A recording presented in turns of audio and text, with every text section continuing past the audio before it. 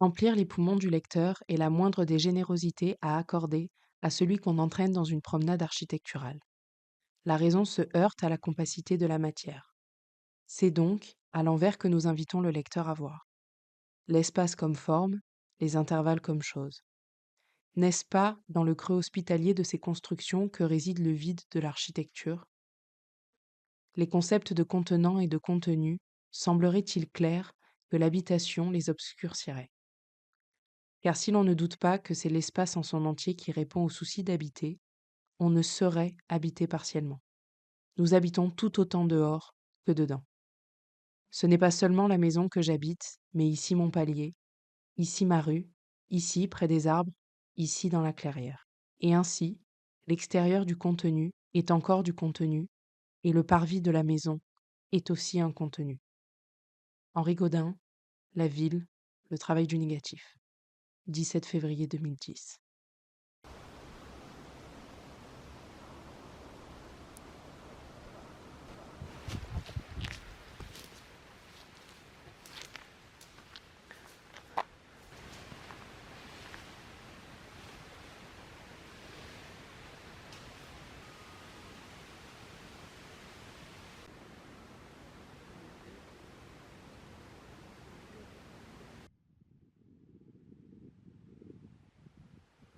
Non mais attends, écoute.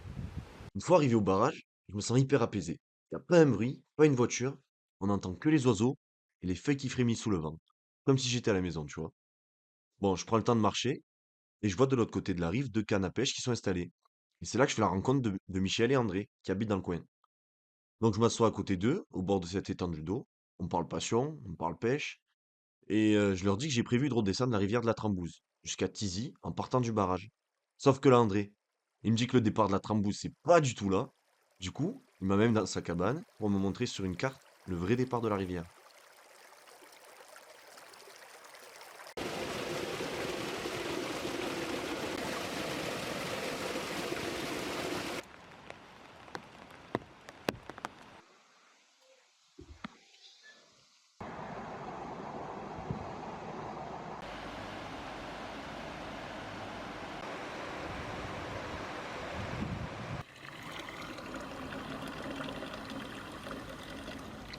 Bercée par la mélodie de la Trambouze, la vallée fumante est endormie. L'eau court au pied des cheminées de briques rouges qui ne fument plus. Le paysage est parsemé d'indices qui mettent à rôtisser l'histoire industrielle de la vallée. Parmi ses principaux acteurs, on trouve des tisserands de coton qui s'installent dans le quartier du Grand Creux au début du XXe siècle. Certaines de leurs usines sont encore visibles, bien que d'autres se font discrètes. Presque cachées, comme celle de la famille Martin Morel d'Anjou. Située à la limite du bourg de Tizy, je distingue à peine leur imposante maison de maître, à travers le portail et les feuillages. Pourtant, lorsque je me rapproche, elle semble se dédoubler sur l'eau du bassin qui lui fait face. Dans son axe de symétrie se dessine un porche que les ouvriers devaient emprunter pour accéder à l'usine. Derrière elle, je découvre les vestiges de son activité passée. Puis je devine le séchoir par sa grande hauteur et les ateliers de teinture et d'impression sous les toitures en chaude. 1896. L'usine Martin Morel s'implante au bord de la Trambouze pour installer son activité de teinture et d'impression.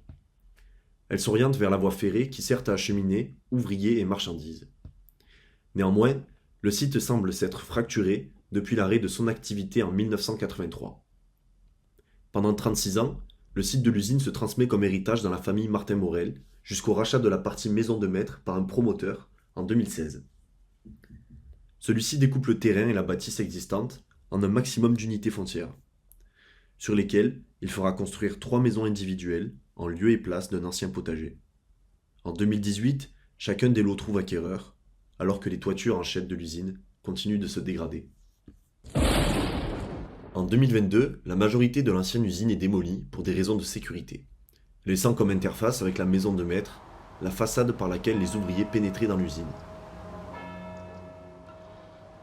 Lors de mon investigation sur le site, je rencontre les nouveaux propriétaires sur leur terrain qui se confient sur leurs ambitions et projets respectifs. Après, l'extérieur, j'ai fait quelque chose de simple, hein. Comme je dis, moi, je fais dans l'efficace et le pas cher, c'est-à-dire que quelque chose qui me demande pas beaucoup d'entretien, donc pas de gazon, enfin pas du vrai gazon, et puis au moins c'est écologique, c'est économique, enfin bon, voilà, puis ça reste propre et vert toute l'année. Enfin, au départ, je voulais faire 3 appartements indépendants. Et sous le porche, ce qu'il y a, c'est que j'aimerais bien pouvoir le fermer.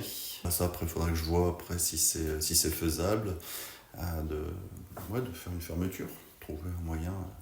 Voilà. L'idée, le top du top, ça serait de pouvoir faire sur une sorte de porte de garage, enfin quelque chose qui permettrait de pouvoir même rentrer la voiture pour la mettre en sécurité dessous.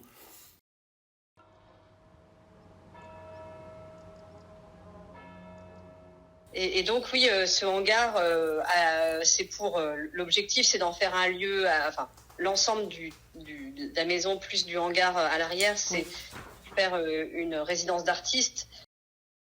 Voilà, l'idée c'est d'avoir des espaces de création et des espaces de production et derrière cette grange, enfin ce hangar, qui est en fait l'ancienne blanchisserie.